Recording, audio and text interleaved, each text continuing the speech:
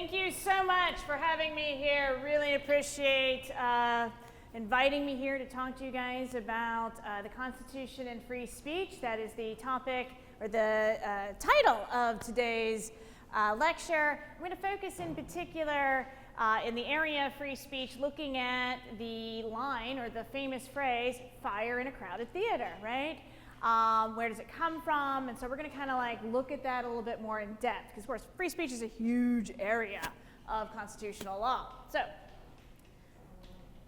all right, so let's start off with a story, all right? This is a story, it begins in March 2020, right? And this is first when the pandemic is, people are really becoming aware of it, things are getting shut down, there's a lot of uncertainty. And in Forest Hill, Louisiana, Waylon Bailey decides to post a joke to the internet. I believe it was a Facebook post, if I remember correctly. And what he argued, or what he claimed, was that the virus would create people into zombies, and that the sheriff's office had orders to shoot the zombies on sight. And then he followed that up with a hashtag, "We need you, Brad Pitt," of course alluding to his character in World War Z. A mere few hours after Mr. Bailey posted this to the internet, the sheriff's office came by his house and promptly arrested him and charged him with terrorism under a state law that forbade the spreading of misinformation with an intent to cause a panic. The federal district court convicted Bailey and ruled that disseminating false information during the early days of the panic was like yelling fire in a crowded theater. Just like that, Mr. Bailey was convicted under the rationale that his joke was, of course, causing a panic, right? And it was largely done under this fire in a crowded theater rationalization. I should say, as a follow-up, that was, of course, during the height of the pandemic. I think just earlier this year, his case was, he appealed it, of course. It was reversed. He also sued. He got awarded something over $200,000 in damages for his trouble. So these 5 little words, right? Fire in a crowded theater, are invoked like a magical talisman to justify, by analogy, the regulation of false speech. Just as you can't say fire in a crowded theater, this false speech must also be prohibited. Yeah, there we go. Sorry. And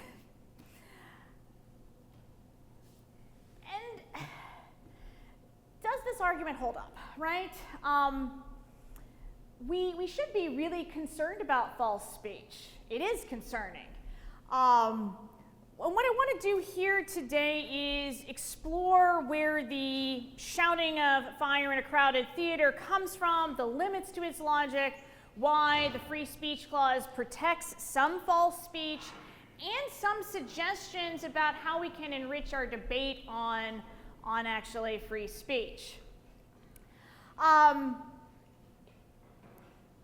we do need to give this argument its weight, okay? I did say I am going to critique it, but I do want us to make sure that we kind of understand why it's persuasive. Why do people employ this argument? The people who do so are not insincere, they're not irrational.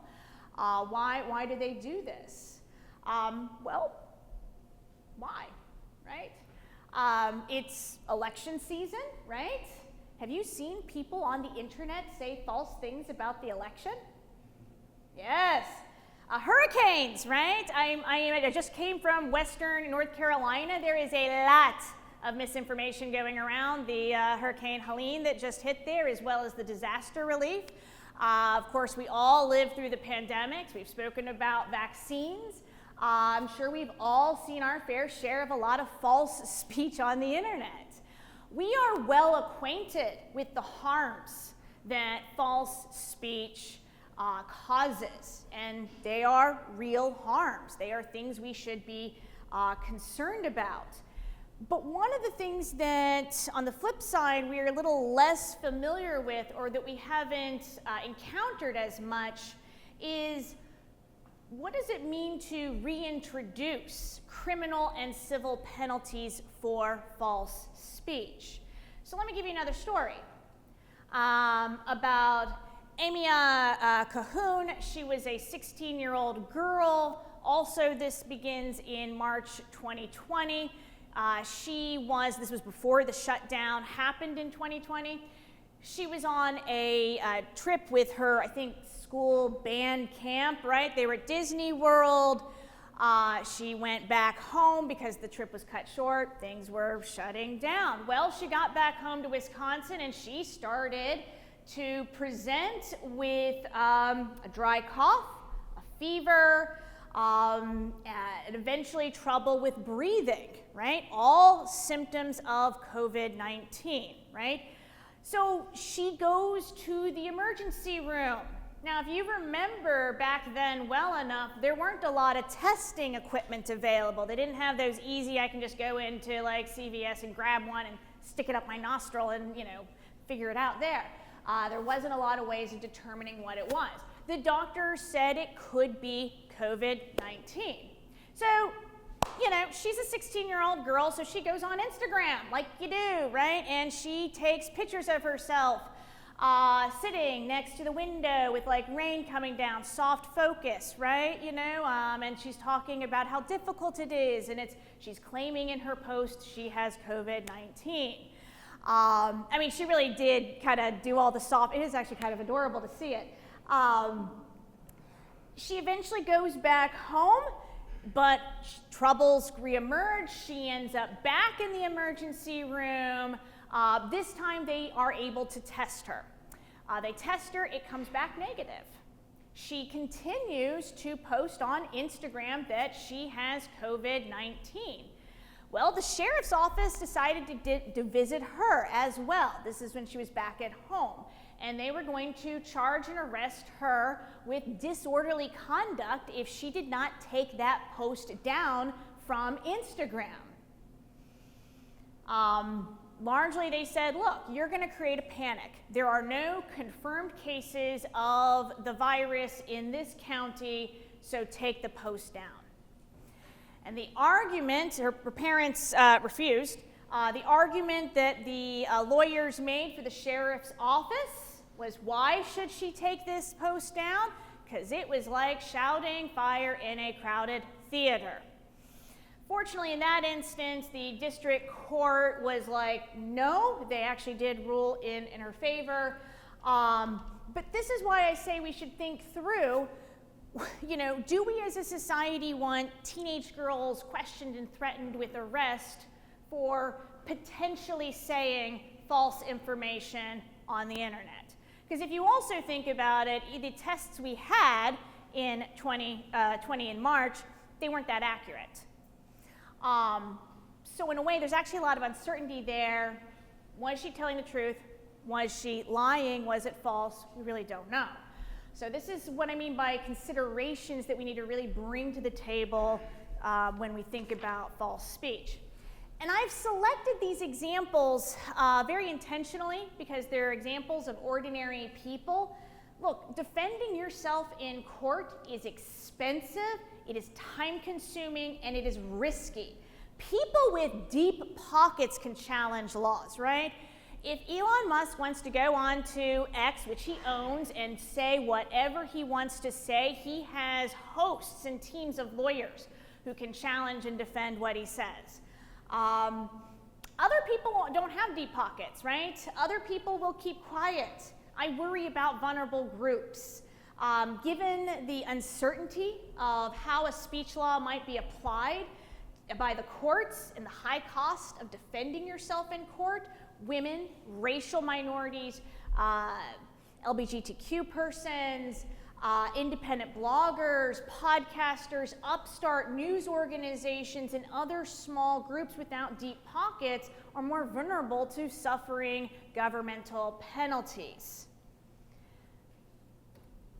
So let's just take a moment here to talk about what the Free Speech Clause does, so we can kind of put shouting fire in a crowded theater in some context. And so this is a familiar phrase, right? Congress shall make no law abridging freedom of speech. It's the Establishment and Free Exercise Clause that's out of the ellipses here, right?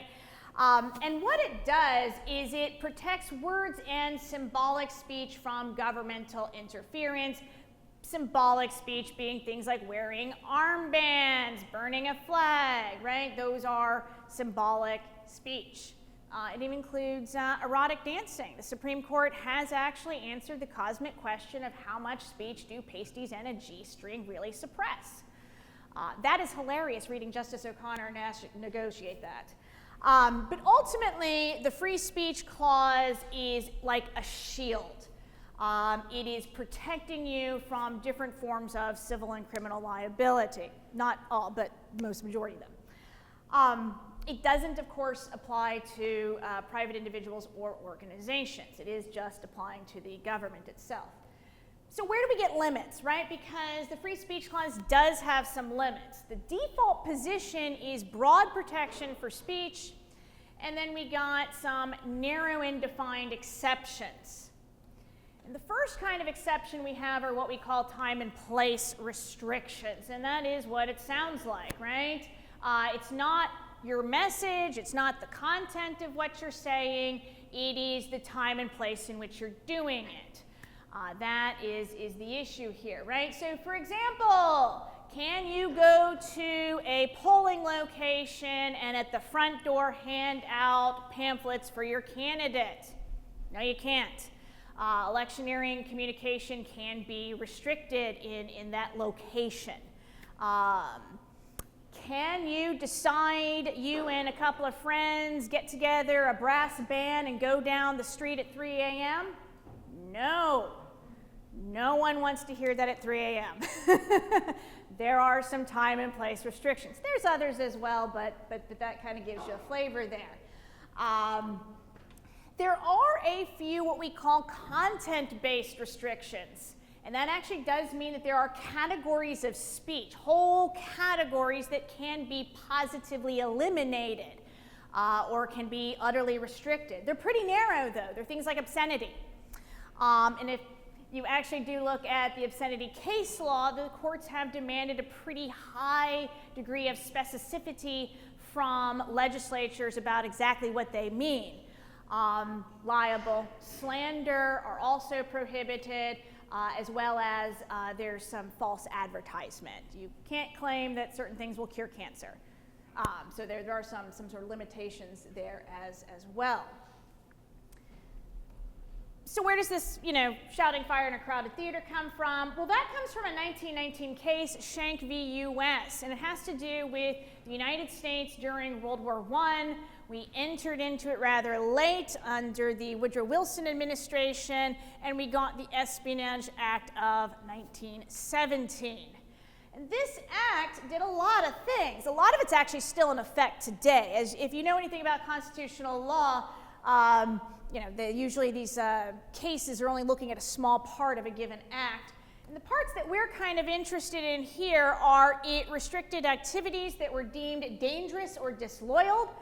It also put some pretty heavy penalties on making false statements, incitement to insubordination, the obstruction of recruitment. The United States had a draft during World War I, and also making false statements about the success of America's enemies during the war itself.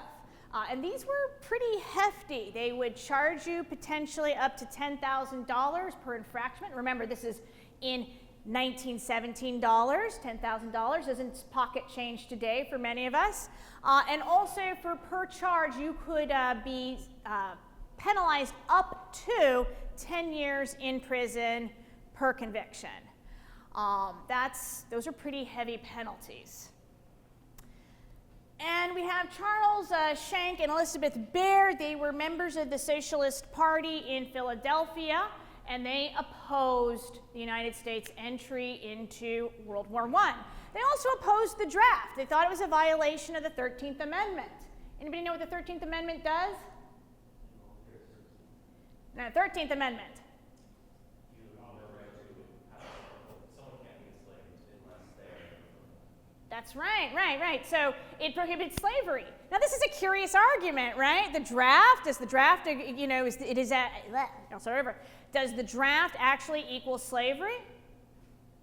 People can argue this, right? It's an interesting argument. It's kind of a quirky argument. I'd love to see a paper written on this. It's one of those things you want to kind of see. But that was their argument, right? They thought that it was a violation, and they encouraged men who were called to the draft to resist through peaceful means. They did not advocate for violence. And they printed up about 1,500 leaflets, passed them out to various draft-aged men in Philadelphia. They were charged under the Espionage Act for obstruction to recruitment and incitement to insubordination. And so this goes to the Supreme Court, as it does, and the Supreme Court decides to weigh in on this. All right.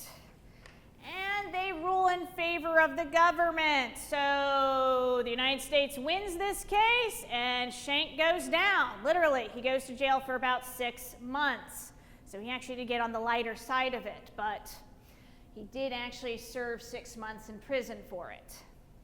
The author of this opinion is Oliver Wendell Holmes, Jr. I should actually say the author of this opinion might actually be his rather impressive mustache.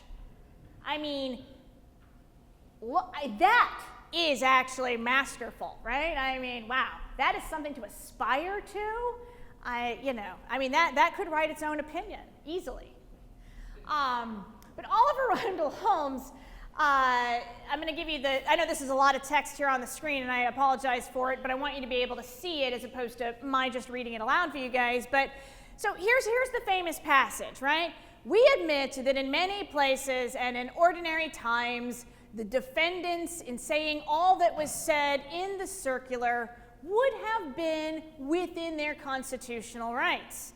But the character of every act depends upon the circumstances in which it is done. The most stringent protection of free speech would not protect a man in falsely shouting fire in a theater, causing a panic. So this is where this analogy comes from, this case right here. And it's this sentence in, obviously, particular, in which he argues that, look, it's an analogy, right? It's saying that we would not want someone to falsely shout fire in a theater, and just so there are some limitations, right? Like, essentially what Holmes's argument here is that there are some limits to speech. As we've already discussed, there are. We've already noted those.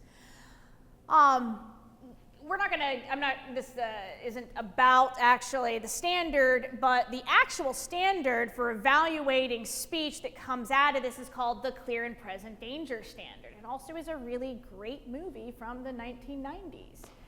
I think that's the first one with Harrison Ford, if I remember correctly. It's a Tom Clancy novel. You should stream it somewhere. You will enjoy it.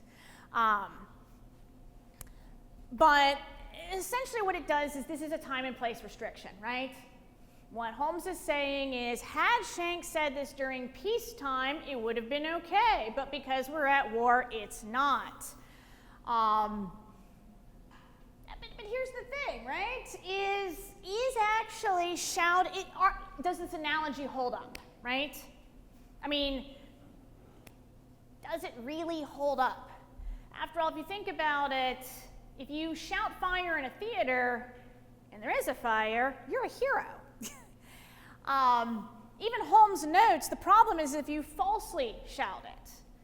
And here's also the other thing to think about. If there is or is not a fire in a theater, we can empirically determine that real fast, right? Like, we can actually conclusively and absolutely discern, is there or is there not a fire?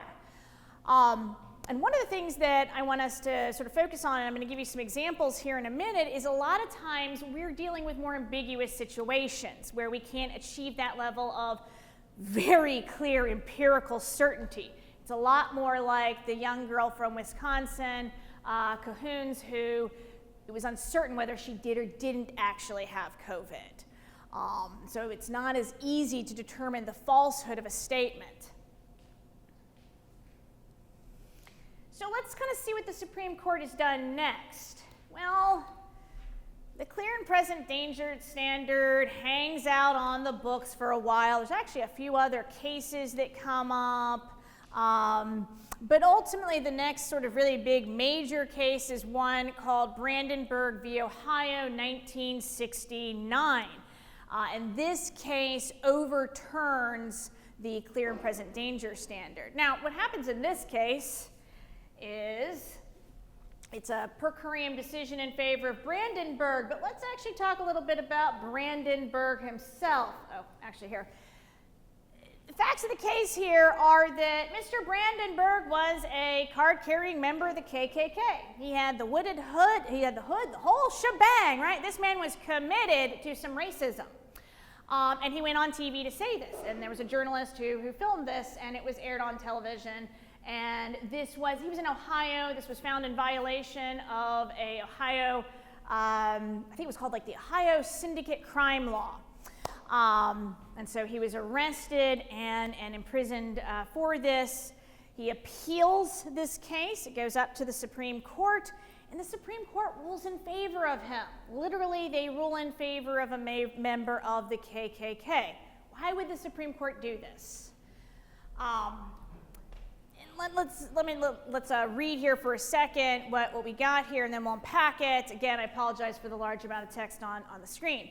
But the principle that the constitutional guarantees of free speech and free press do not permit a state to forbid or prescribe advocacy of the use of force or of law in violation, except where such advocacy is directed to inciting or producing eminent lawless action and is likely to incite or produce such action. What the court introduces here is a much more rigorous standard for evaluating speech, which is the eminent lawless action standard. And like I said, it's not quite our focus here, but what the court does is they're separating out the advocacy of a position, even the advocacy for violence, from actual action. That's a terrible phrase, by the way, actual action. The court actually wants to show that only speech that can be directly traced to some sort of eminent action, like I'm going to stand here, point at somebody, and let's go and attack that person, let's go and do something, or I am going to punch you in the face, things like that are incitement to eminent action. So the court here is actually creating a lot more space for permitted speech. It is a higher standard, and it does permit not only, in this case, it's permitting really offensive speech, which we can talk, if you want to, we can talk a little bit more about that as well. But this ultimately is where the Supreme Court is. This is still the standard that we have today. So, hold on a second, I think there's another bullet point here. Yes, that's right. Like I said, if anybody wants to, we can talk a little bit more in some Q&A about the differences between offensive speech and hate speech, but our focus here is on false speech, which is where the shouting fire in a crowded theater sort of comes from. So what we want to sort of think about next is, why do our laws protect so much false speech? Why have the courts been so willing to protect false speech? As we noted at the beginning, false speech can also be really harmful. It can do really bad things. And the main reason is that the protection of false speech is a guardrail. It's the most vulnerable category of speech because it's one of the most obvious ones to argue against. Who doesn't like to get rid of lies, falsehood, misinformation? But if we can eliminate these things, it actually makes all of our speech a little more vulnerable. And that's really been one of the Supreme Court's main arguments for why they have protected so much false speech historically. The court actually has a lot of arguments we could go through for why it protects false speech. You know, the Supreme Court, if you've ever studied it, they're always coming up with cute little doctrines, right? But we're only going to really focus on two because this isn't a class. We're just here hanging out this afternoon having fun together. So like I said, we're going to look at two arguments. And one of them is the substantial truth doctrine. And it raises the question of should journalists, individuals, artists, and organizations be liable for defamation if the facts, as they presented, are not absolutely true. What the courts recognize here is, imagine you're a reporter. There is some sort of crime that has just been committed. Maybe there is someone even running from justice, and you are trying to get out information to the public, and you're trying to describe what happened. But, as many of you may know, when things just happen, the facts aren't always clear. You don't have all that information because it's happening in real time. So perhaps some false statements are reported, right? Maybe you get a person's name a little wrong. This actually has happened. Or maybe something that was said or done is slightly misreported or misattributed. What the courts recognize here is that absolute precision can't be our standard for permitted speech. Errors and discrepancies are inevitable. This is even true once we get into a courtroom, right? You're going to get witness statements. The witness statements are almost never actually going to align, but they might kind of overlap and be mostly true. Plus, people's memories fade, right? Was the person wearing a blue shirt or a green shirt, or was it teal? Chartreuse, right? We can just go down the list of adjectives for blue and green. These are things that are somewhat difficult to determine. So what the courts have recognized is that the harms that arise from minor inconsistencies do not outweigh the chilling effect that absolute precision would demand, right? We don't want people, reporters, individuals, artists, organizations to be so concerned, oh, I could have a fact that is ever so slightly off, so I shall say nothing because otherwise I may be liable. The courts are like, we don't want that to happen. And here's a really fun case that came up. This does not go up to the Supreme Court. You can't actually see that because the little slide thing is there, but that says Eminem, the rapper. So this is a little bit of an older case because he's, of course, a little bit of an older artist. But he had a song called Brain Damage, all right? And in this song, he described how as a child he was bullied. You can look up the lyrics yourself, but he describes how he was bullied by someone named D'Angelo Bailey. Well, D'Angelo Bailey is an actual person. He also describes in here how he was like bullied in the bathroom, they urinated on him, the principal got involved, you know, his brain was exposed. He was, if you will, taking a lot of artistic license. Well, D'Angelo Bailey is, like I said, he's a real person. He can obviously read the lyrics as much as anybody else, and he knows that that's him. He knows that he's being spoken about. So he does what all good Americans do. He gets himself a lawyer and sues and argues that this is defamation, right? Because the facts aren't really true, he argues. He argues that things like the bullying in the bathroom never occurred. Certainly the urination on him did not occur. And this led to a very long, lengthy suit in which they were bringing in witnesses and trying to determine what did and didn't happen. So here's the question, right? Should Eminem have been found liable for defamation? He was bullied, all right, in real life. And it was actually D'Angelo Bailey that bullied him. Like, that was proven in court. In fact, D'Angelo Bailey had actually there was documented evidence on several occasions bullied Eminem as when they were in the same grade together. Or I think maybe they were slightly different grades.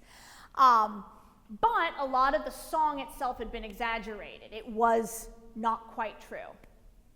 Should he have been held liable for damages as an artist, right? Well, the court sides with Eminem. on the grounds that it is substantially true, that the basic facts are true. He was bullied. D'Angelo did bully Eminem. Also, he bullied other kids too. But that was substantially true. So it didn't have to be true on everything. So this doctrine, we should see, also protects artistic work as well, not just journalistic work.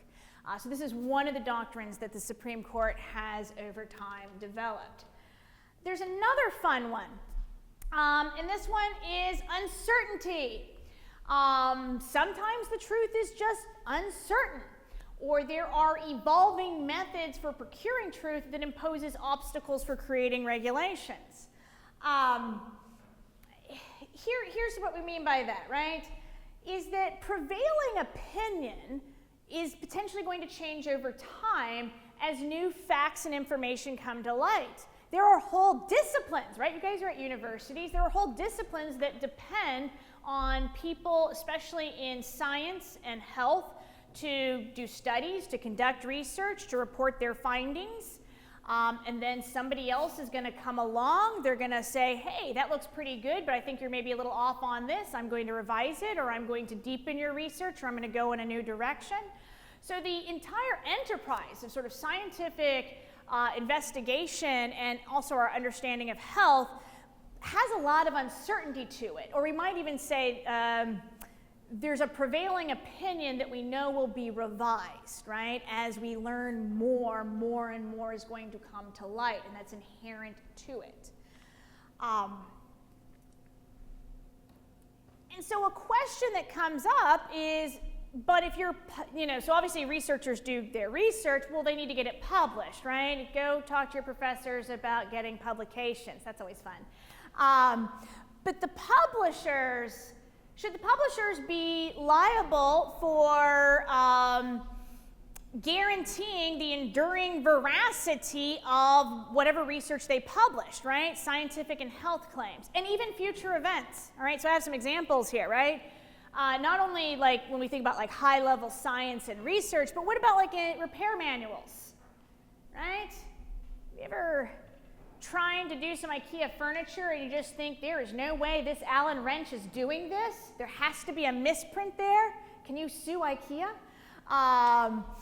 Cookbooks. Have you ever looked at a cookbook or a recipe online or something and you're just like, wait a second, I don't think you really mean a half a cup of salt in this cookie. Encyclopedias.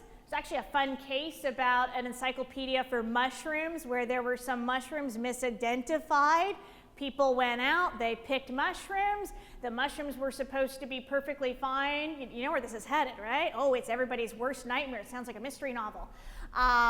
They went home, they washed the mushrooms, cooked the mushrooms, almost died because they accidentally got a poisonous mushroom. It had been misidentified in this encyclopedia.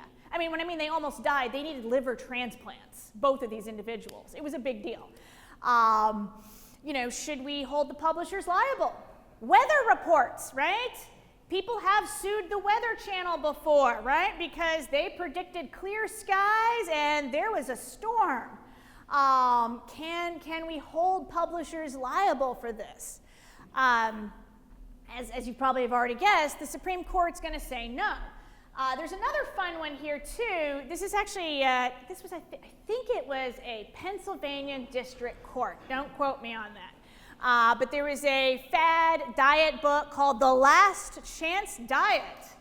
And as all fad diets are, it really was kind of a terrible thing. It was basically, don't eat and take our supplement pill. That was basically the advice, right? And so a woman followed this advice. She took the supplement and ceased to eat. She died. Her family sued the publishers. And this goes, like I said, I think just to a district court. Should the publishers be liable for this? It does seem that in the peer review process of publishing this book, there were some peer reviewers who were like, I think this is a little sus. This may not be the healthiest thing ever. The Supreme Court still sided with protecting even the false speech, right? simply on the grounds that there was debate, right? Just one peer reviewer said that, not all the peer reviewers. Peer reviewers, people who read over it and kind of examine it. We're not actually going to hold them responsible for that. Actually, the Supreme Court here, not the Supreme Court, but the District Court does make kind of the argument that you're kind of responsible also for getting second opinions about health. And of course, fad diets change a good bit. And we should keep in mind that, like, we've, again, lived through a lot of evolving scientific and health information when things just weren't clear, right? We lived through the pandemic. What was COVID-19, right? Did we get it from surfaces, right? Did I need to wear gloves when I went out? Did I need to wear masks? Are the vaccines good? Are the vaccines bad? How effective are those masks? Which masks are more effective? Should we social distancing? How much social distancing enough? I don't want to give anybody like trauma from remembering these debates from 4 years ago. But there was a lot of uncertainty. People disagreed, and experts didn't always agree on these questions either. In addition to there just straight up being some just crazy stuff being said on the internet as well, right? Like there's that, all of that was happening. And so this is why the Supreme Court has largely fallen on the side of a great deal of false speech does enjoy constitutional protection. At least these are just two of the reasons, as I mentioned. Do you remember debating remote learning on kindergartners? Will they be fine? Will they bounce back? What's going to happen? That was always fun. We could go on. So what can we do, right? I don't want us to think that we just need to endure. Like I said, there are real harms that we should have, or there are real legitimate concerns for the quality of speech in public. We should care about these things. And part of it's thinking through why are we so worried about the quality of our speech? And I think one of the big underlying factors here is there is a decline in social trust. There's two very exacerbating factors that I want us to consider that has really made it very difficult. It's even hard to know the information that I'm looking at, is it trustworthy? And it's even more anxious for us because sometimes very hard for us to discern this, and we don't often trust each other. And there's a couple of factors, like I said. One, the internet, right? Look, the internet is amazing. It's wonderful on so many levels, but it is also an inherently low-trust environment. Are we stuck with this? Is it just shrugsies? I'm going to see crazy garbage every time I go online, and there's not a lot I can do about it? No, we are not going to end in a hopeless note, my friends. Of course, there's things that we can do. There's also things that we can demand. Now, the sort of social media companies are, of course, private platforms, but they can respond to things. One thing that we as individuals can ask for, demand, encourage from the regulation of the internet and from our social media platforms is simply more transparency on the algorithms. Think about it. One reason why we sort of lack social trust is we know we're getting this in our feed because of the algorithm. But the algorithm basically sounds like pixie dust or fairies. It might as well be, right? Because you and I don't know what that algorithm is. Wouldn't it be nice to know how and why are you feeding me the things that I'm feeding, right? That kind of transparency would go a long way. I understand that algorithms are proprietary. I know that those things matter, but we can talk about they can disclose certain types of information. Another thing that would also maybe increase some social trust is simply, wouldn't it be nice if I could go online and in some way control what I see? Why can't I go in and go into some settings and kind of tool around, flip some widgets, and I can actually have more control over the content in my own feed? Wouldn't that be nice, right? Give you more agency, make you feel more in control of what you're seeing and that you're less vulnerable to just, I'm getting fed whatever I'm getting fed. Nobody likes that.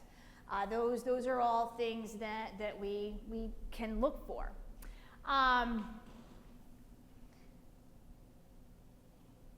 other big thing, and this is just for real here, don't click on the clickbait. Don't click on the clickbait. You know clickbait when you see it, don't click on it. Show that restraint. Don't give them the click, right? The clickbait, the sensational, ridiculous story, it exists there for you to click on it. Don't do it. That's one other thing. There are other things as well, but I think these are two good things.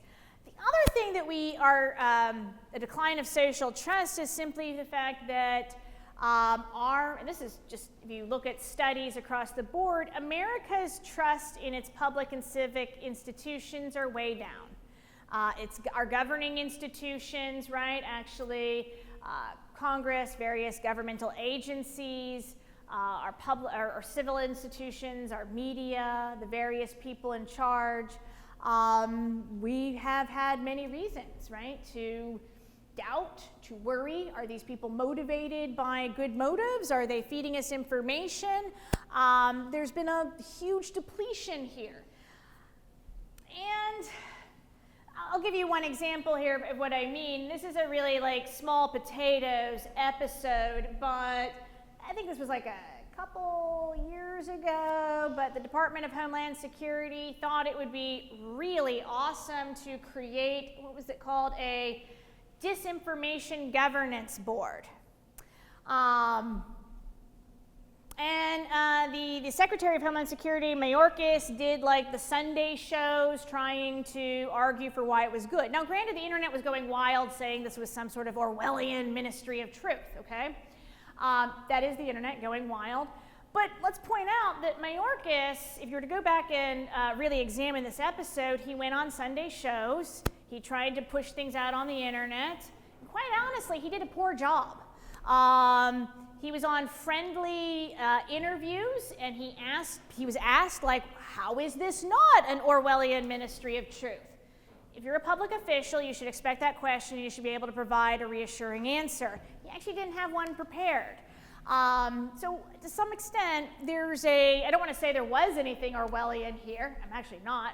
I'm just saying that in many instances, our public officials have not been ready or able to combat those things or to reassure people, especially when they do see that there's misinformation out there. So some of this is stuff that could really be improved here. The media as well, right? We doubt sometimes the media. America's trust in media is way, way down.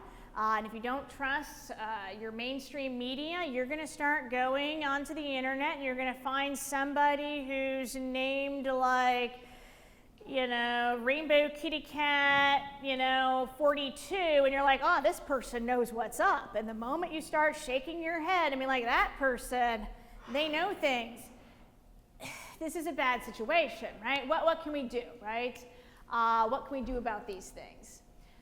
One thing I would say is pay for your media. That is actually something I would recommend, and you're thinking, I'm in college, there's no way I'm paying for anything else because I'm already using my parents' or my second cousin twice removed Netflix account. Your school has media through its subscription in the library. Support things that are paid. That's actually good advice because sometimes the media gets tempted to do naughty and bad things, quite frankly, to get the clicks. So I would encourage you to think about using paid sources for media, encouraging investigative journalism, especially local sources of information, your local papers. Those actually can tend to be a little more trustworthy. And I would also say, expect better from your elected officials. We can actually control this, right? And especially expect better from the public officials of your own party. It's easy to criticize the other party because we know they're evil and bad, but we never actually think it's the folks on our side. So to some extent, that's sometimes stepping back, taking a moment, thinking about what we've seen, what we've heard, and being self-critical and trying to be just in our evaluations. My answer here, to some extent, is the only real control you have is over you.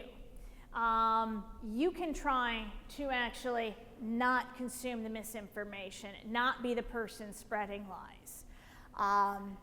It might seem like a small thing, but you are actually an amazing person and capable of doing an awful lot. Keep that in mind, right? It really is what you can do today. We don't need to actually go that far. I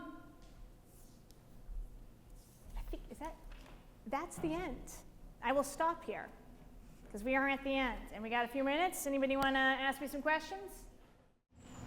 What do you think of the work of Alexander Michaeljohn, the absolutist, who said anything goes, put all the information out there, let the people sort through it and do their own fact checking? Because up until 5 years ago, I would have been okay with that and said, yeah, that's okay, let the people sort through it. But now that you've got morons who have not been to medical school giving out medical advice, like, they can't do their own fact. And they can also fake it too, right? All you have to do is it's not hard to make a new profile. Well, like I said, I'm not an absolutist. I already just said there are limits on free speech. I respect those limits. I think those limits are important, right? And I think even we should be, maybe to add one more thing, like real defamation cases, libel, slander, those things should really be pursued, right? Whatever laws we have. Things like medical licenses, you can't just go around fake being a lawyer or fake being a doctor, right? Those are certain things that can be pursued in certain ways and should be. I actually probably still side on the protection of a lot of even bad information. Like I said, my concern is that I'm not worried, like I said, about the Elon Musks of the world. He's going to be fine, right? And he does say a lot of crazy stuff. I'm not worried about the social media companies. I am really worried that the moment you hand over to the, some government official, here is a law that you can go and arrest people, that's what we're going to do. And we're going to usually do it for vulnerable groups. We've been very concerned in the last 4 or so years, especially for racial minorities, their interactions in the criminal justice system. I just can't see any good coming out of having more reasons for police and other officers to look over the shoulders of various individuals and try to figure out what they're saying. And again, this is why I framed it as I understand the harms of speech. I think we often forget about what's the danger on the other side. But I don't think I'm possibly that absolutist. That's a long-winded answer. Yeah. Yeah. I thought it was interesting you brought up the decline in social trust. And one thing that I think is interesting to consider today with free speech is that there's a time in American history where our appellate courts and even certain courts were upholding blasphemy laws in spite of the First Amendment. But at the same time, we had incredibly high civic participation and trust. And then you get to the post-war era with Brandenburg, the Ohio. That coincides with the 1970s when Americans started reporting they don't trust one another at all, and then civic institutional participation in them, trust and white voting had started to decline rapidly. Do you think there's any significance to the fact that as Americans have started to lose trust in civic institutions and one another, that our interpretation of the First Amendment has become more broad, or do you think they're independent?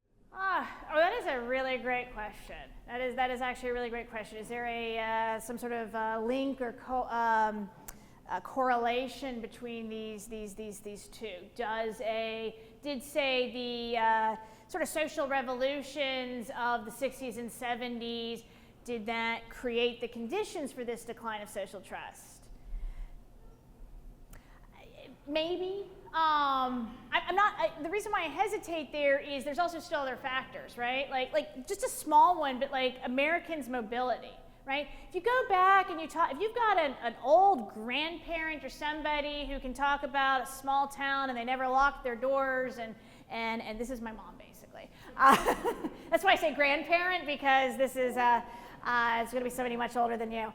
But right, she talks about this, but also those people never left, right? They lived in those towns, they grew up there their whole lives. If there was somebody new who came to town, everybody knew it, right? They're also a lot of social trust is just a lack of mobility when you know everyone around you. That's one reason why the internet just has no social trust, right? Because not only do you not know people, but also it's really easy to fake who you are. So there might be certainly some ways in which some of the social revolutions of the 60s and 70s kind of ushered in conditions that made that right, but there's other factors as well that I think exacerbate it as well, right? And maybe because a lot of the things that happened in the 60s and 70s are good, right? None of us here is sad about civil rights. None of us here are sad as probably like a loosening up of kind of what could be said in music and aired on the radio, right? Those are actually maybe beneficial things. It might be more some of the individualistic streaks, the things that became very indifferent to your fellow man and fellow community, right? And that's not all the 60s and 70s. Remember, 60s and 70s also, to some extent, is things like, that's not what you can do for your country. And, you know, they're the kind of JFK civic duty thing, right? But there are some very individualistic streaks where people got indifferent to others as well. So, yeah, no. Is that a fair answer? Okay. Maybe it's not a fair answer. Yeah, what you got? So you said something like trust your local news, like I guess more than like the national news. But I've seen a lot of things saying something to the effect of that a lot of local news stations are actually owned and operated by one large parent company. And I'm just wondering how the consolidation of the economy and through mergers and acquisitions and stuff like that can lead to a decline in public trust. Oh, that absolutely is it. I mean that is actually a huge problem, right? When more and more is owned by a few folks at top, things like just a few news organizations, it does lead into a decline of social trust. And it does for a couple of reasons, and I don't even mean conspiratorial, but how on earth can someone in New York really know what's happening in my town, right? How can that person really understand the conditions on the ground? The average, many journalists are really in New York or Washington, maybe Los Angeles. You know, it is actually hard. How could you know, right? And I do think that is a point of concern, right? Usually, though, even if those are owned by those parent companies, things like those local stations or even local papers, especially local papers, those are still going to have on the ground staff. So yes, there might be some editorial concerns that we can have about the broader organization, but in order to do even sort of local news, you have to have human beings on the ground there.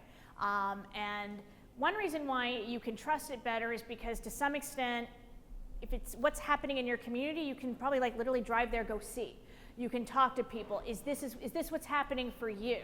Right? Has this been your experience? I saw this, right? So it's also something that's much easier to verify or to even trust. So even in those instances, I would still say support local news and papers. Those can be a little more trustworthy just because you're going to get people who actually live in your area, and they really do, right? I've done a little occasionally, I do the Charlotte area, do a couple things for their radio or their television, and all these people live there, right? They understand the area on the ground and such like that, so. So the rise of Russian, the war in Ukraine is the rise of Russian bots being circulated amongst the internet. And I've seen a lot of the ideas taken from Russian bots being put onto once popular sources, like Justin Napolitano is a very big supporter of Russia, his Ukraine and stuff like that. And he takes a lot of ideas from the bots. How do we combat the bots without impeding upon the rights of individuals who take those as facts? I know there's also recently 10 media, I believe, was caught probably $10 million to popular YouTubers to talk pro-Russian politics.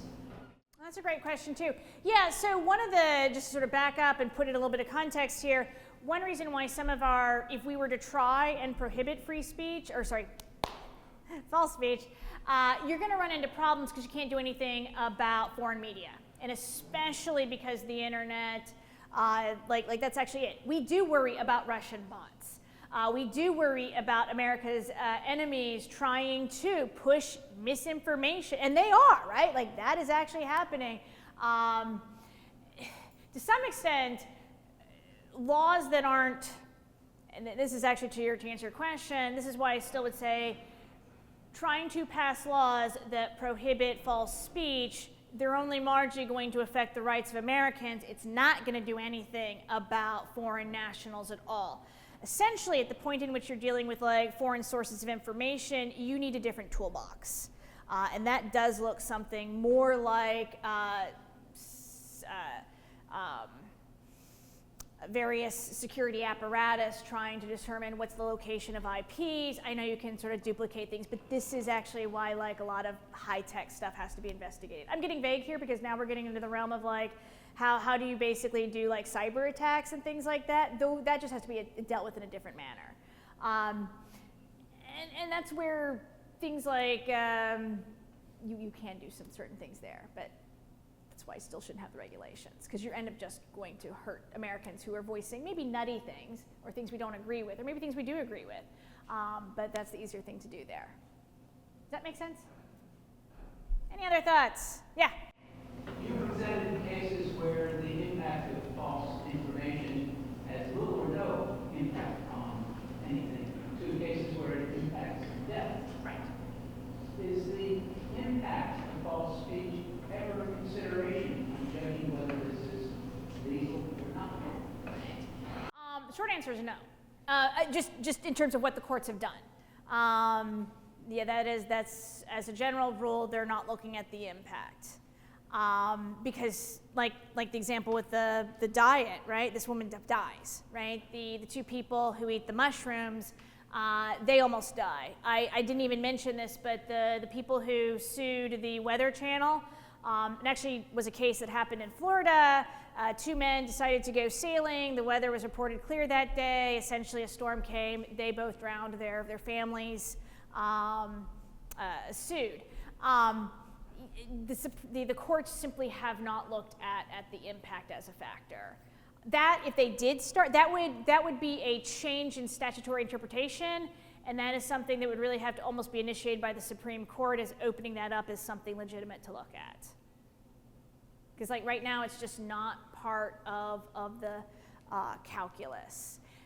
And also because, to some extent, the examples I gave you are all, the death of human beings is tragic. You know, even just being that girl, 16-year-old girl, having the sheriff's office, that's terrifying, right?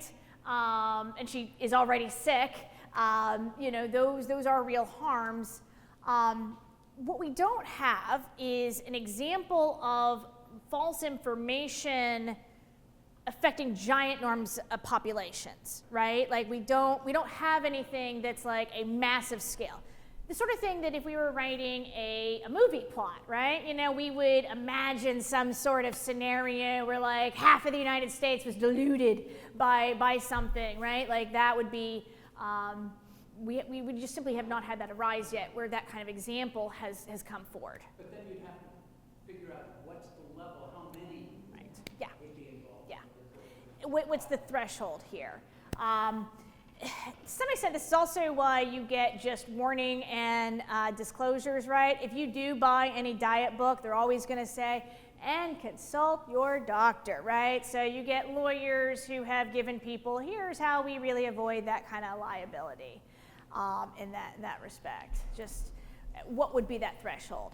It's even a little bit like the substantial truth doctrine, right? Like if you really do go look at the lyrics for that Eminem song, it's very fanciful in terms of what he's describing, but the Supreme Court still, right? The fact remains he was bullied. The D'Angelo Bailey was responsible. It was sufficiently substantially true.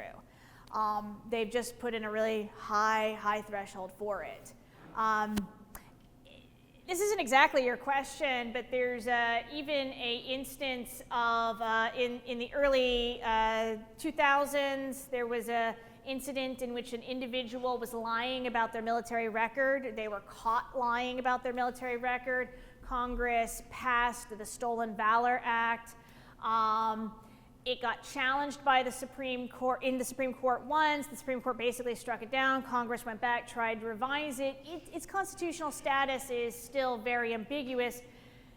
no one here likes the idea of human beings lying about a military record, but even there, the Supreme Court has been very unwilling to give Congress that tool of just even stopping people from lying about their military record. That's not quite the same thing, but it's kind of the Supreme Court's willingness is, and these are often unanimous cases, and they're pretty, the Supreme Court doesn't have a lot of disagreement usually on this. I don't know if that really answered your question there. Yeah. Any last final thoughts? Yeah, you got one last, oh. All right, what you got? Yeah, I was going to ask, what do you think the future of the free speech laws regarding AI? Because, for example, somebody could go and make a video of Trump saying, I'm going to shoot you, and what are the consequences of that for him? For Trump? Well, now that is actually, how are we going to try and deal with AI, right? How are we going to try and deal with this sort of, even like the pictures and the generation of the memes and things you see online? Right now it doesn't seem to be much of a problem because you can spot it pretty fast. It has that almost like cartoony effect to it. That's going to become more of a problem. Yeah. What will be the effect? Yeah, I have no idea. That is the short answer. The slightly longer answer is the Supreme Court is going to try and fit it into the framework that currently exists. The defamation would be about one of the things you could do, but then you're going to get into the area of, is this artistic? How is that really different from Eminem's brain damage song? Or Taylor Swift singing about her latest breakup to whoever, right? The Supreme Court's, that's going to be really hard, and you almost would have to see some legislation pass, and even then, it'd be how do you write it? It would probably have to be something with like least restrictive means. We would have to like really demonstrate something, but the Supreme Court is likely to interpret that as often being more artistic. If you think about, this isn't quite analogous, but it's a little like YouTube, right? You can actually air segments of movies or other things if it's sufficiently transformative content, right? Like that's one way you can get around copyright laws just on YouTube. The courts have, again, just had a wide latitude for permitting an awful lot of speech, and that's just the existing framework we have. That's not a real answer that I gave you. But I am saying that they would be likely to approach it often as being sort of artistic. It would be hard to prove that defamation, just given existing precedent. I'm not saying this may be the right answer, but that's at least what they would do. Does that make any sense? Slightly satisfactory or mostly dissatisfying? Fair enough, fair enough, fair enough. So, have any time for the last ones, or are we, all right, what you got? Oh, so you said to him a second ago that they don't really consider the impacts, like when they're deciding the cases, but is it about like the potential impacts, like what it could do if you were to do some sort of false speech? So, for example, if nothing happened on January 6th, but Trump still went up there and said we're going to walk on the Capitol, could he still have gone to trial for that? So I'll put a pin on the January 6th comment for just a second. So the impact that the court does consider, and maybe this is a good point of clarification, is it's considering the impact on an individual's rights, right? So when we're talking about the free speech, those clauses are protecting individual rights. So we're always thinking about like, what is the right of the individual to express? The point is it is a shield protecting you, your right, in order to say those things. So Eminem's right, Waylon Bailey's right, all of these other people's right to speak and to communicate themselves freely. In the case of Trump, in the January 6th instance, what we got there is more of an imminent lawless action concern, right? That's actually where we're going back to the Brandenburg thing, right? So in all the cases that we really looked at, that was mainly things like people risking libel or you know, those kind of things. But in the case of, say, January 6th, then we're more in the territory of, are we inciting individuals to violence or not? And that would be more the concern there. Does that arise, right? Do we have a close connection between the speech and a lawless action? And can we prove that the speech was actually calling for the eminent lawless action. Does that make better sense? So does it matter if the lawless action actually happened? So say nothing did happen. Right. That is interesting. I would say in that instance, if there is no lawless action, there is no case because it obviously didn't happen, right? Because a little bit like the fighting words, right? If you threaten to punch somebody and you don't kind of come at, the action almost does have to follow. So somebody could, would somebody try to sue Trump anyway? Yes. In other instances, absolutely, right? But I think it would be a much harder threshold. It is easier if there is actually a lawless action. And sorry, that connection. So, thank you so much for the wonderful questions and being such a delightful audience. I had such a wonderful time with everyone here participating. It was a joy and a pleasure, and have a lovely rest of your day. Impress your friends and family with your